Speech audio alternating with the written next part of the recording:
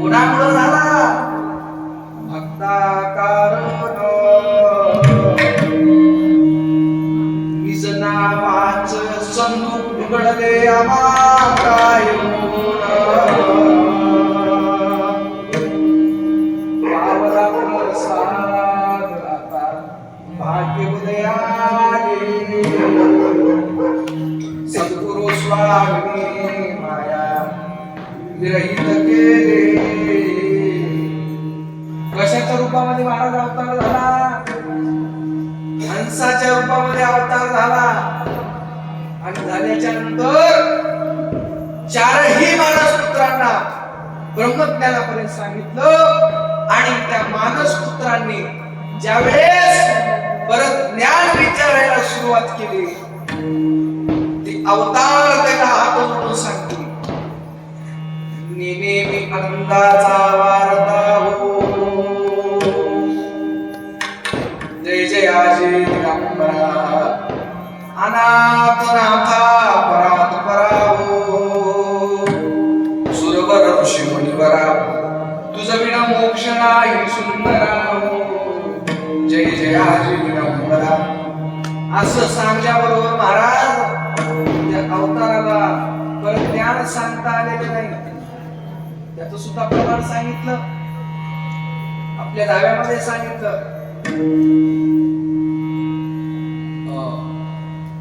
माझी विनंती वारंवार देव बजावा दिगंबर, माझी विनंती वारंवार देव बजावा दिगंबर, यदूदलाल धन सरत कुमार झाली अजरांबर, देव बजावा दिगंबर, माझी विनंती वारंवार देव बजा दिगंबर. शेवटच्या चरणामध्ये शिवदिन स्वामी सांगतात, ते महत्वाचं चरण आहे महाराज. शिवदिन स्वामी सांगे जराशी अखंड चिंतन कर, देव बजा दिगंबर, माझी विनंती वारंवार देव बजा दिगंबर. काय करा म्हणाले? अखंड चिंतन कर. दुसरं काय करा म्हणाले? काय नाही. कुठं जा म्हणाले? तीर्थयात्रेला नका बापू, तीर्थयात्रेला बी जाऊ नका. काय करा? फक्त एका जागी बसून चिंतन करा. ठाईच बैसो करायो,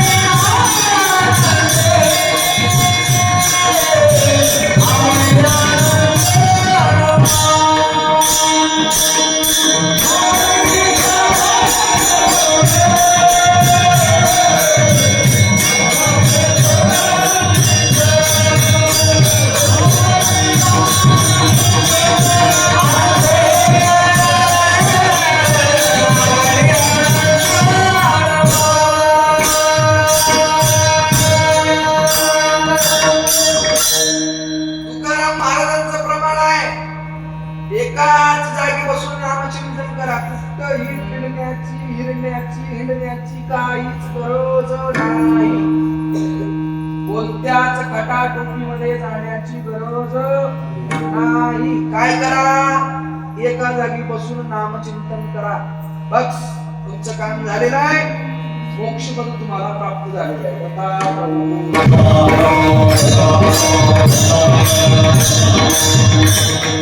मग महाराज सगळ्याला वाटाले हे स्वयंरामाचा वय ते स्वयंरामाचा वय सगळे मजाच होईत म्हणाले त्याला.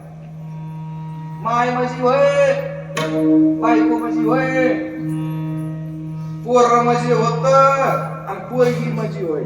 प्रत्येकाला वाटलं हे नाते मशी होत. पण महाराज तुम्हाला सांगतो, जब तक श्वास है तब तक इसमें आस है, निकल गया श्वास अब कैसे रहेगी आस. खूप सुंदर प्रमाण आहे महाराज. त्याच्यामध्ये जोपर्यंत श्वास आहे तोपर्यंत त्याला आशा आहे सगळ्याची. माय माझी होय पैकी काहीतरी देते काढून, बायको माझी होय पैकी काहीतरी देते, सासरवाडी माझी होय काहीतरी देईल मला काढून. तोपर्यंत महाराज कवापर्यंत आशा, जोपर्यंत त्याच्यामध्ये श्वास आहे तोपर्यंतच आशा. निकल गया श्वास अब कहां गई तेरी आस,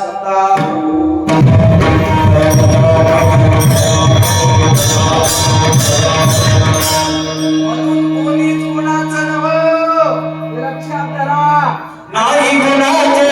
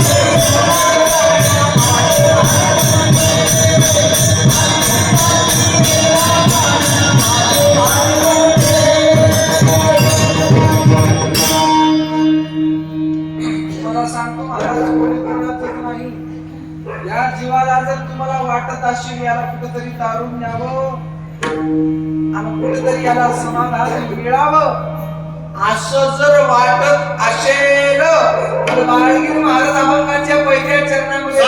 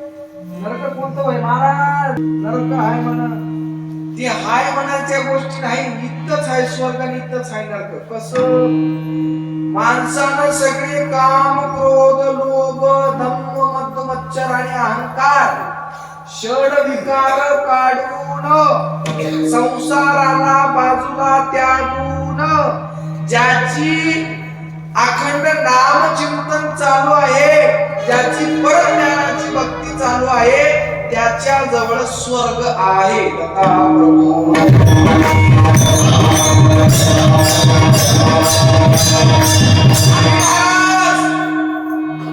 संसारामध्ये गुरफटून गेले, मायेच्या जाळ्यामध्ये. जसं पक्षी ते पकडणारा राहते, जाळा टाकला तडपड तडपड तडपड करते पक्षी गावामध्ये बाहेर. काय करता, जाळ पडलेला आहे, बाहेर निघता येते का? हो, निघता येणार नाही. ज्याला संसाराच्या जाळ्यामध्ये बसलाय आणि माया, मोह आणि आशेचा फास ज्याला पडलाय, तेच होईल नरक. दत्ता प्रभू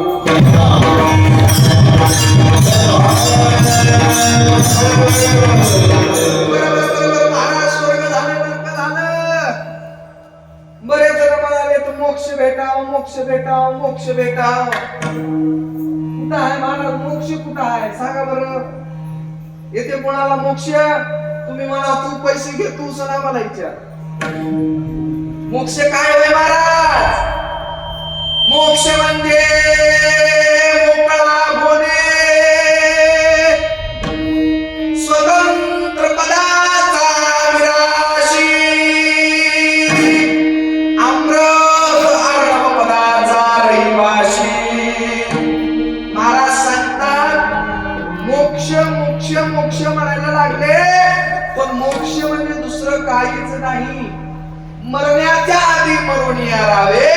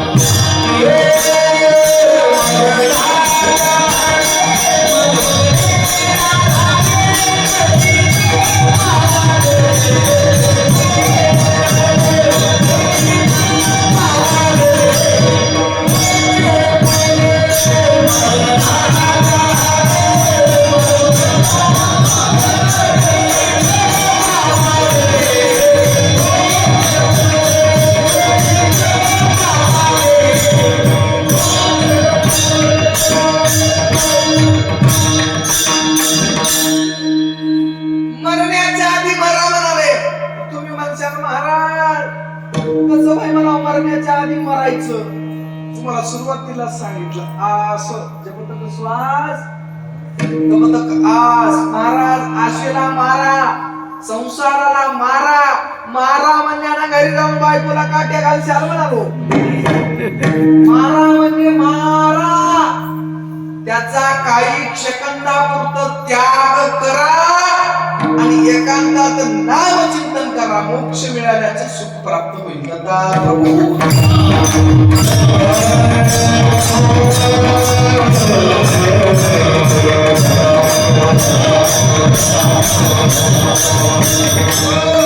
नाही मोक्ष तुम्ही म्हणाल्या बघू तू बघू जवळ एक रासावया,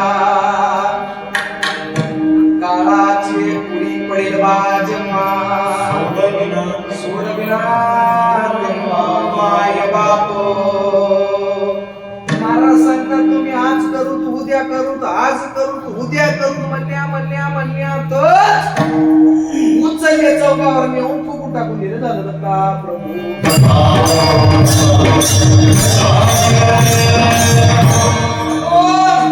संसाराच्या नादी लागू नका, संसार आपोआपच होते.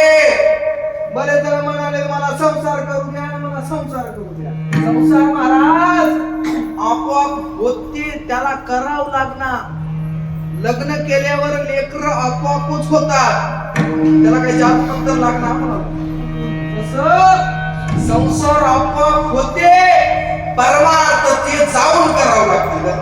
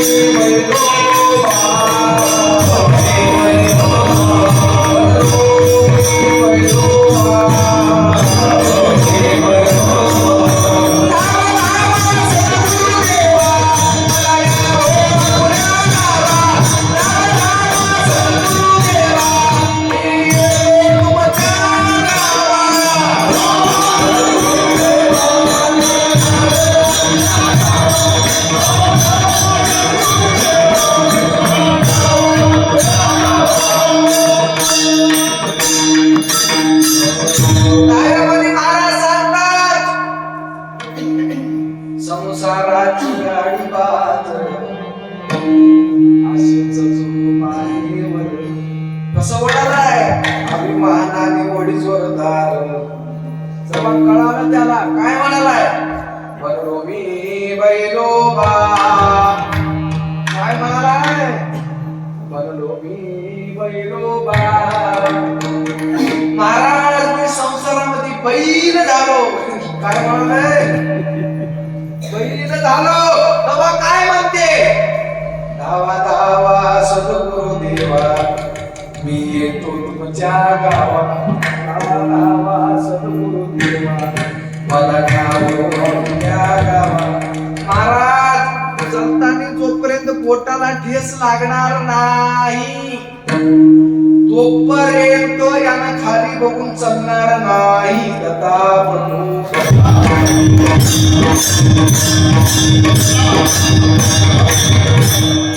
संसाराच्या लेखाने लागू नका. चौकडे विश्रांती नाही कोठे, रात्रंदिवस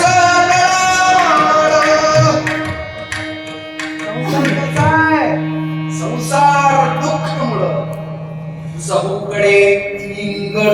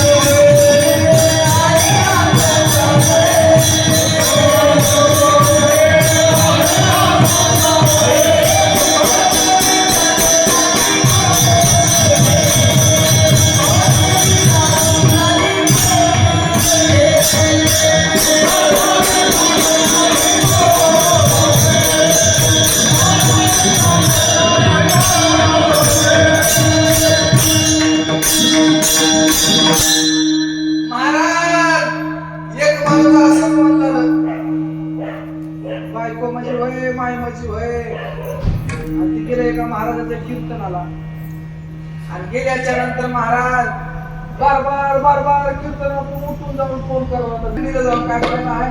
महाराज कीर्तन झालं आणि त्या कीर्तनकारांना त्या महाराजांचे कीर्तनकार महाराज ती गोसावी संन्याशी होत आणि महाराज त्याला इकडे बोलवलं. कस काय नाही महाराज, माझ्या घरच्याचं माझ्यावर लई प्रेम आहे.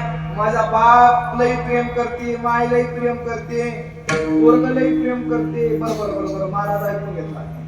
मग काय नाही महाराज, मी गेल्याशिवाय त्यानं जेवण सुद्धा केली नसतील. बघा 12 वाजले आता, मी गेलं तर तईनं बी जेवण मी बी जेवण. बरोबर महाराज ऐकून घ्यायला.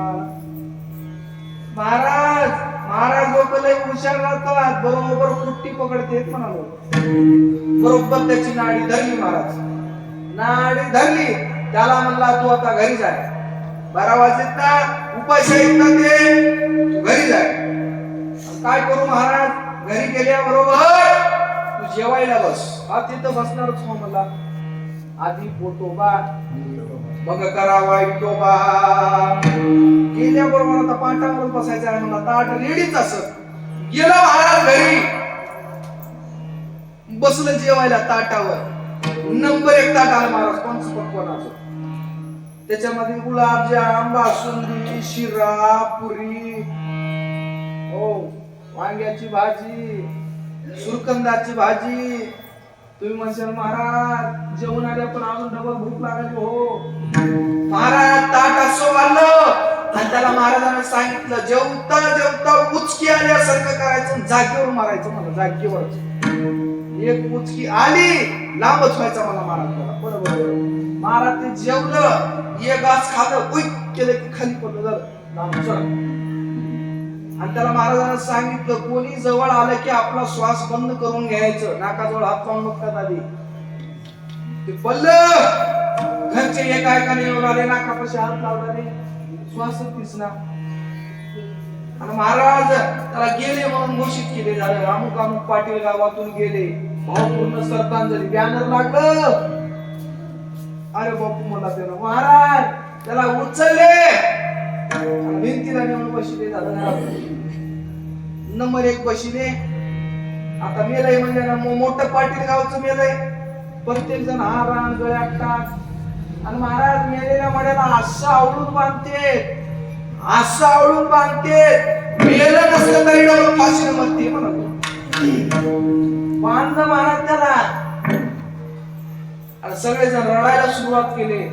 असा माणूस चांगला होता आणि याच्यासारखा माणूस होता, पुन्हा येणे नाही, पुन्हा शक्य नाही. घरचे रडाले, दारचे रडाले, बायको रडाली. त्याला महाराज मध्ये आनंद. महाराज सांगलेलं चुकीचं वाले खरंच मजे होत येईल.